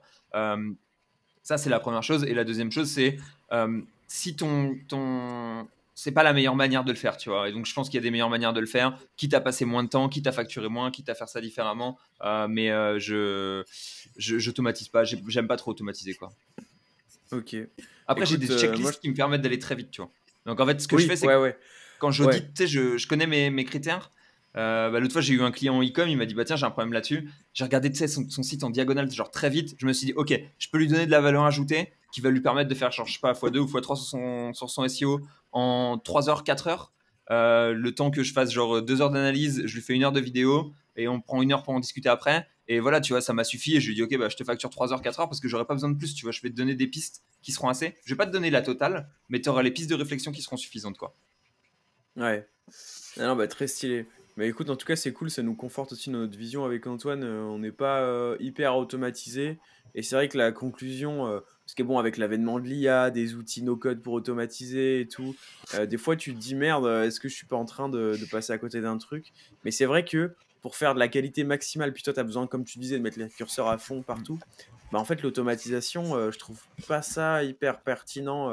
Enfin, c'est vraiment un autre type de SEO, quoi. Et c'est vrai que moi, pareil pour mes clients, j'aime bien, comme je disais, avoir peu de clients où je fais de la full quali, du full manuel, tu vois, aller regarder, aller scroller les pages des concurrents pour voir les fonctionnalités qu'ils ont déployées sur la page, pas uniquement le texte, mais tu vois aussi, est-ce qu'ils ont pas un petit quiz en haut et tout. Ouais. J'aime bien aller dans ce niveau de détail pour pouvoir proposer un truc le plus poussé possible. Donc, c'est cool parce que en ce moment, je trouve, on entend beaucoup plus parler des gens qui font pas d'artisanat SEO, plutôt qui développent des tools automatisés, qui eux-mêmes font avec Make, avec Automa, etc. Ou qui créent 20 000 sites de dropshipping en 2 jours. et, euh, et en fait, toi, quand tu es artisan à côté, que tu n'as pas les compétences, et même que tu n'as même pas l'envie, parce que toi, tu as envie de faire, de pousser à fond, bah, tu te dis merde, je suis seul ou c'est comment, tu vois. Ouais. Alors qu'en fait, Non, tu peux non, faire. mec, tu vois, 90% des SEO de France, ils ont rien automatisé, hein, honnêtement. Donc, Bah oui, non, mais c'est. c'est ça la vérité. Ça va, tu vois. Et après, il y a des sujets, des fois, ou des idées de spam où je me dis, enfin, de spam, de techniques de marketing agressive, on va dire, où je me dis, ah tiens, tu sais, ça pourrait être intéressant à faire et ça pourrait être automatisé, ça pourrait être cool, etc., quoi. Et donc, il y a des trucs où, tu sais, par exemple, l'autre fois, je me disais, un truc que je vais sûrement faire, je vais sûrement trad ma chaîne YouTube dans d'autres langues. Juste Ouais. en mode Eleven Labs, t'envoies, on renvoie la même version et c'est ok, tu vois. C'est agressif, c'est pas terrible, mais écoute, si ça fait un ou deux leads une fois de temps en temps, ça suffira à rembourser les crédits Eleven Labs et c'est amplement suffisant, quoi. Ah Et bah, du coup, clairement. si tu fais ça, en fait, simplement, par exemple, bah, c'est un peu chiant à faire manuellement de prendre t'as une vidéo, t'as une chaîne, genre 100 vidéos, prendre chacune de tes vidéos, aller les réupload et tout. Ça, c'est le genre de truc qui serait cool à automatiser, tu vois. Quand tu passes sur des trucs un peu grossiers, un peu massifs, là, c'est intéressant d'automatiser. Sinon, le reste, je trouve ça Ouais, je trop suis compliqué. d'accord. Ouais, je suis d'accord. Je vais faire le parallèle avec mon site paulvengeon.fr. Tu sais, il y a des requêtes, je les fais manuellement, brief manuel et tout. Puis il y a des requêtes villes où, bon, voilà, c'est la même chose partout. Parce que je vais vraiment me faire chier, tu vois. Donc, c'est un peu ça aussi. Je vais pas me faire chier à faire un brief ou un contenu 100% unique alors que. Enfin, bref. Mais pour rester un peu dans cette lignée-là, est-ce que. Enfin, ce serait quoi, toi, ta pratique SEO la plus black hat? La plus border, je sais pas, le truc que Que tu je as. fais, le truc le plus sale que je fais. Ouais, que tu fais ou que tu as fait par le passé, hein. Un exemple de pratique, quoi. Euh, de pratique Black Hat, Border. C'est toujours difficile de savoir qu'est-ce que les gens considèrent comme Black Hat. C'est maintenant, je suis un peu en mode Bah, le genre, truc c'est où. quoi la limite, quoi. Imagine que Google, c'est un être humain. Il regarde ton site, il voit la pratique et là, il se dit: oh non, là, franchement, il abuse. C'est Ouais. vraiment complètement contre mes guidelines. Franchement, c'est n'importe quoi. Ouais, je pense que le qu'on a fait qui est vraiment sale. Bah, la manip de CTR et Traffic Pop ou des trucs comme ça, c'est des trucs, je pense que ça, Ouais. si Google était une personne et qui nous voyait faire ça, il nous dirait qu'on est vraiment des sagouins, quoi. Parce que déjà, quand on le. Enfin, tu vois, déjà, il y a des fois où je le fais sur mes sites et je me dis, bah tiens, on va essayer de forcer encore plus. Et même moi, je commence à me faire peur, tu vois. Et quand moi-même, je commence à me faire peur, je me dis, ok, ça veut dire que je suis dans une direction qui est dangereuse, quoi, tu vois. C'est une direction qui est intéressante, on va dire, en tout cas. Ouais, Ça, c'est ou clair. des PBN en link wheel ultime aussi. Des trucs, je vous préparais. L'autre fois, j'étais en train de faire des idées sur une conférence pour des propositions que j'avais eues et dedans, il y en avait un truc genre 10 anecdotes que j'ai fait dans ma carrière de gambler, enfin d'affilié gambling. Il y avait un truc, Ok. c'était une strat qu'on avait poussée. Ça faisait 3-4 mois que je commençais à travailler. On m'a dit, bah, écoute, mec, faut que tu commandes du contenu. J'ai dit, ok. Ils m'ont dit, on a acheté des domaines. Faut que tu commandes du contenu. J'ai dit, ok, il y a combien de domaines? Il y en a 4500. J'étais là, genre en mode, ok, quoi. Donc, on va commander du contenu pour 4500 domaines. Et du coup, ça ressemble à quoi? Et donc, je réfléchissais, genre, combien de pages par domaine? Ok, on va faire 2-3 pages, tu vois, histoire d'exploiter ça bien. On faisait des link wheels. Si tu vas chercher des théories de link wheel sur Black Hat World qui datent de 2007, tu vois des trucs qui sont complètement fous. Et du coup, je m'étais amusé à refaire un truc comme ça, quoi. D'ailleurs, pour l'audimat, est-ce que tu pourrais définir link wheel, traffic pop, donc pop under ou quoi, Ouais. ou pop-up, et aussi manipulation de ces termes, même si c'est un peu plus trendy en soi. Il y a peut-être des gens qui savent pas ce que c'est. Bah, en gros, par quoi on va commencer? Bah, manipulation CTR, c'est le premier que j'ai cité. C'est assez simplement, hein, quand tu vas dans la SERP Google, tu as le premier résultat, deuxième résultat, troisième résultat. En général, le premier, il va prendre 40% des clics, le deuxième 20, le troisième 10, plus ou moins. Imaginons que tu es huitième, tu prends pas de clics. Qu'est-ce qui se passe si jamais tu as beaucoup de gens qui vont sur le huitième et qui cliquent tous sur le huitième? Bah, en fait, tu vas voir que le taux de clic du huitième, il va passer de 0% à genre 5%, 10%, 20%. Et quand tu es Google et que tu vois quelqu'un qui est huitième et qui a genre 20% de clics alors que normalement un huitième il a jamais 20% de clics, tu vas te dire bah tiens j'ai merdé dans mon classement, tu vois, j'ai déconné, si tout le monde est intéressé par celui-là c'est qu'il faut le remonter. Et du coup à ce moment-là ce que va faire Google c'est qu'il va le remonter plus haut en général, il va dire ok bon bah voilà c'est celui-là il est pas huitième en fait il est plus il est beaucoup plus haut et donc voilà ça permet de faire ça. Et ça c'est pour la manipulation de CTR. Pour le trafic pop assez simplement c'est vieux comme le monde hein, mais tu as des régies pub qui sont un peu crado où tu peux commander énormément de contenu, énormément de trafic à pas cher du tout. Donc assez simplement, tu peux acheter des visites. Et du coup, c'est souvent de la visite qu'on appelle de la visite pop-under. Donc en gros, c'est des trucs qui font des espèces de pop-up derrière ton écran, donc tu les vois pas trop. Quand tu es sur les sites de streaming et que tu essaies de cliquer sur la croix et que tu as plein de trucs qui sortent, c'est exactement ça. Et du coup... ça, on a découvert, en gros, les SEO, on commence à découvrir il y a 1 an et demi, 2 ans, que ça avait un effet bénéfique pour le SEO et que ça te faisait ranker mieux. Ça fait n'importe quoi sur tes rankings, faites très attention, ne prenez pas ça, ce que je vous dis pour moi, genre en mode, quand tu envoies du pop comme un cochon sur une de tes pages, elle saute et elle fait n'importe quoi, mais en moyenne, le résultat est positif. Donc si vous avez, si vous faites, voilà, si vous aimez beaucoup votre page et que vous tenez beaucoup à votre ranking, faites attention quand même avec le pop, c'est violent en termes de résultats. Ça, c'est le trafic pop. Et donc, tu peux en acheter sur Pop Ads, par exemple. Moi, c'est la régie que j'utilise. Et enfin, le dernier, c'était les link wheels. Les link wheels, c'est des vieilles théories. Ça, plus personne fait de link wheel, quoi. Mais link wheel, c'était un truc que j'avais découvert. En fait, ce qui est marrant, c'est que déjà, quand j'en ai fait, plus personne en faisait. Et donc, le principe des link wheels, c'était tu avais genre site A, site B, site C, site D, tu vois. Ils vont tous se faire des liens entre eux. Donc ça te fait une roue de liens comme ça. Et ensuite, ils font tous un lien vers un T1. Donc, par exemple, on va l'appeler master site, tu vois. Et donc, en fait, ton master site, il va recevoir des liens de tout le monde. Et eux, ils donnent tous aussi de la patate entre eux. Donc, par exemple, typiquement, si tu fais de la manipulation de métriques ou des trucs comme ça, Linkwheel, c'est très fort. Pour passer le PageRank, en théorie, c'était très fort aussi. Bon, la vérité, c'est que ça faisait beaucoup de pénalités quand même.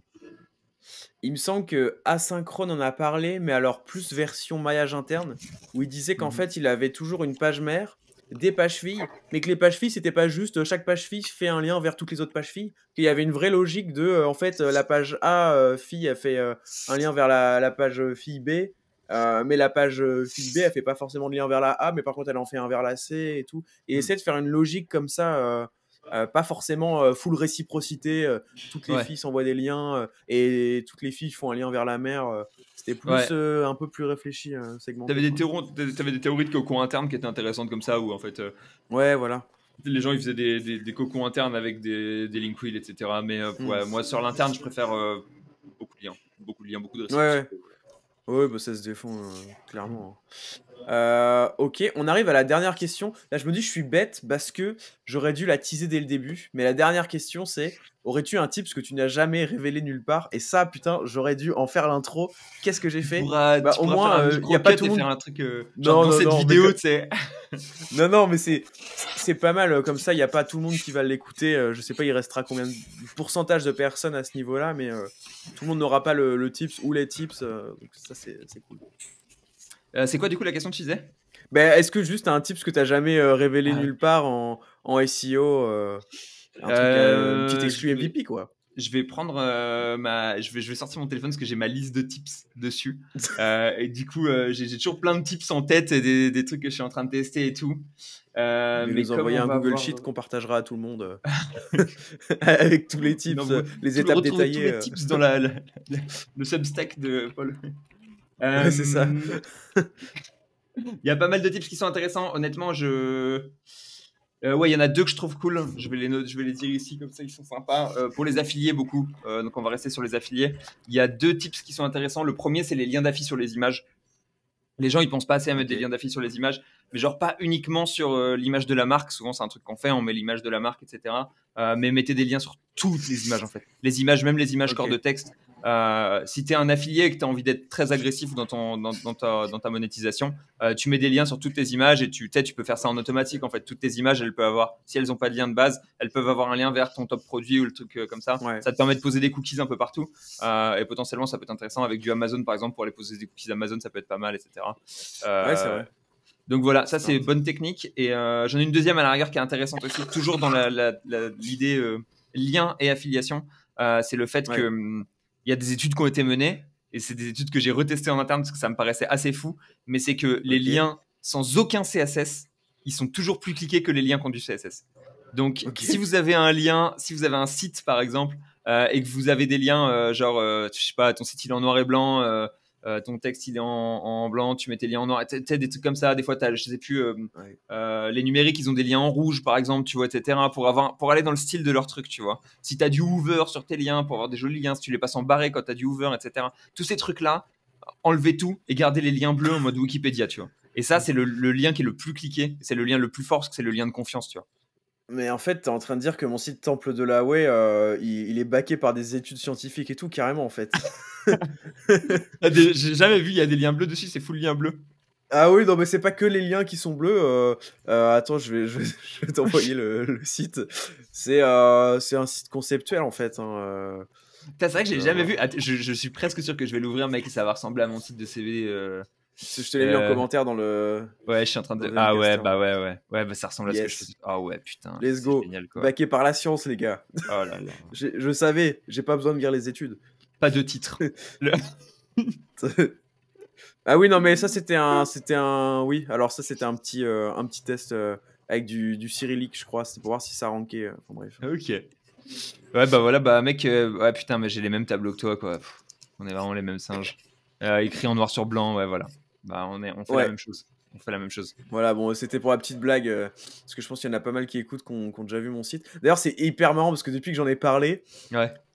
le mot-clé Temple de la Way, il m'apporte grave du trafic. Genre, il y a vraiment beaucoup de gens qui tapent Temple de la Way dans Google pour trouver mon site. Je trouve ça excellent. Genre, avant, je faisais aucun trafic sur la home et tout, tu vois. Et là, je te jure, dans la GSC, c'est genre un de mes meilleurs mots-clés, Temple de la Way. Alors, je sais plus combien de recherches, mais je me demande si c'est pas 200 par mois, et je trouve ça hallucinant, genre.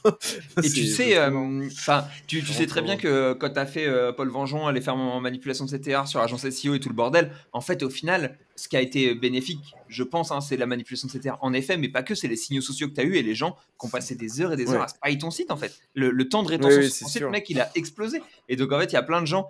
Les gens disent souvent, ouais, donnez pas vos sites, les gens ils vont remonter vos strats. Non, mais mec, passe du temps sur mon site à essayer de remonter ma strat, tu vois, c'est un truc Ouais, qui est ultra ouais. positif C'est un parce des qu'en trucs. fait, Faut faire la balance avantage-inconvénient parce que, bon, bah là, j'en ai déjà parlé, mais mon site Temple de la Way, en l'occurrence, comme j'ai révélé, c'est vrai qu'il y a pas mal de gros sites qui avaient beaucoup plus d'autorité que moi, qui ont créé des pages sur, voilà, des sites qui avaient déjà de l'autorité, qui ont juste créé des pages sur Way Isolate, les mots-clés que je ciblais.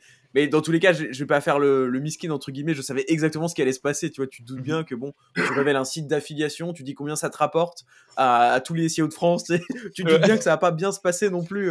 Mais oui, effectivement, pour cette verticale, enfin, pour cet axe-là, c'est intéressant, ouais. franchement, je sais pas comment ça C'est... va se passer, mais une chose est sûre, c'est que les gens vont savoir combien tu gagnes avec ton truc et ils vont savoir quel site c'est et ils vont étudier. Parce que les SEO sont Bah oui, des scolaires, tu vois, ils aiment étudier les sujets et donc ils vont passer 100%. du temps à étudier tes sites, quoi. Ouais, c'est ça. Non, mais voilà, c'était pour la petite vanne. On va passer aux questions. Alors, ta. On a une question. Est-ce que on peut faire du SEO en boîte de nuit à Chiang Mai? C'est littéralement une question. C'est Alors possible, c'est bon, possible. Je l'ai fait. Tu fais surtout des connexions. Mais est-ce que les connexions, c'est pas du lien? Est-ce que le lien, c'est pas du SEO, quoi? Donc, ah, franchement, là, il est fort, il honnêtement, est fort. ouais, ouais. On peut, c'est possible. Je l'ai fait à de Il est nombreuses fort. reprises. Excellent. Sur une thématique très concurrentielle, quel budget prévoir sur le netlinking? Est-il plus safe de partir sur des noms de domaines neufs pour créer le PBN autour du money site? Continue à nous régaler. La première Amadi. question, c'est combien de liens? Bah alors ça dépend toujours de ton contenu, hein. Si tu as du contenu Bah de ouais, merde, c'est il te faudra ça. plus de liens. Si tu as du bon contenu, il te faudra moins de liens. Mais globalement, plus tu mettras d'argent, plus ça sera intéressant. Si tu veux faire un calcul rapide, genre calculer plus ou moins combien il te faudra de liens, regarde je sais pas, les 3 ou 4 meilleurs de la SERP, et tu fais une moyenne de leur nombre de RD et tu te dis qu'ils les ont tous achetés et tu te dis qu'ils les ont achetés 50 € en moyenne. Donc voilà, ça te donne un truc. Les top 3, ils ont 1000 RD, bon, bah, ça te coûtera 50 000 € de lien. C'est un bon Ouais. manière de calculer rapidement. La réalité, c'est que ça coûte souvent un poil plus cher. Tu dois passer du temps, il y a plusieurs choses, mais bon. Puis j'aime bien aussi comparer les fréquences d'acquisition de liens mensuels en fait aussi. Tu sais, prendre le lien, enfin le nombre de bases comme tu as dit, et puis se dire ok mais ils sont sur quel rythme d'acquisition? Ouais. pour savoir si déjà on va pouvoir les rattraper, parce que des fois tu te rends compte qu'ils ont un peu d'avance, mais en fait les mecs ils obtiennent 50 RD par Ouais. mois tous les mois, et tu te dis ah ouais, donc en fait si je veux vraiment les rattraper entre guillemets d'un point de vue purement quantitatif, il va falloir que je mette les bouchées doubles et que je prenne 100 RD par mois, quoi. Souvent, ce que je fais, c'est que je fais un premier check sur un nouveau site, par exemple. Je me dis, OK, on veut être au top dans 2 ans, ou on veut rattraper notre retard en 2 ans, tu vois. C'est l'idée que je me dis. Et donc, tu regardes et je fais la moyenne sur 2 ans. Et ensuite, on exécute le plan pendant 2 ans. Et ensuite, après 2 ans, tu fais une pause et tu te dis, enfin, donc déjà, tout le long de l'année, en vrai, tu te dis comment est-ce que je vais faire pour m'améliorer. Mais après 2 ans, tu fais ta préparation budgétaire et tu te dis, OK, bah, du coup, maintenant que j'ai fait mon rattrapage, entre guillemets, pendant 2 ans, comment est-ce que je fais pour matcher leur allure et pour tu Ouais. vois, voir s'il y a des nouveaux concurrents qui sont arrivés et s'il y a d'autres matchings à faire. Mais en gros, en général, j'essaie de rattraper en 2 ans et ensuite de matcher l'allure pour être au top la 3e année, quoi. Ok, super intéressant.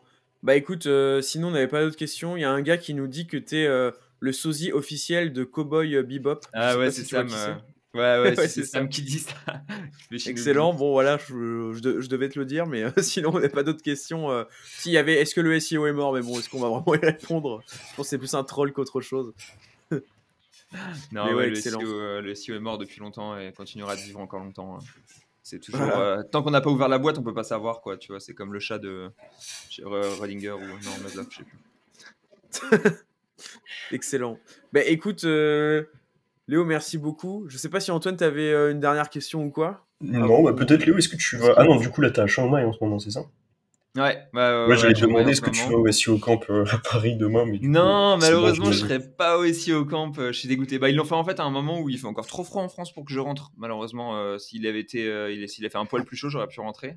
Et je rentrerai pour le Annecy Web en juin. Donc, si vous voulez Ok. me voir, Annecy Web en juin. Et ensuite, je serai rapidement de passage à Paris avant et fin juin. Donc, si vous avez des SEO qui veulent me capter à ce moment-là à Paris, c'est avec grand plaisir. Et sinon, vous pouvez venir dans ma campagne, venir manger à la maison, c'est aussi avec plaisir. Ça, pour aller se perdre au fin fond de Châteauroux, faut se motiver un peu. Donc, n'hésitez surtout pas si jamais vous avez la motivation. Excellent.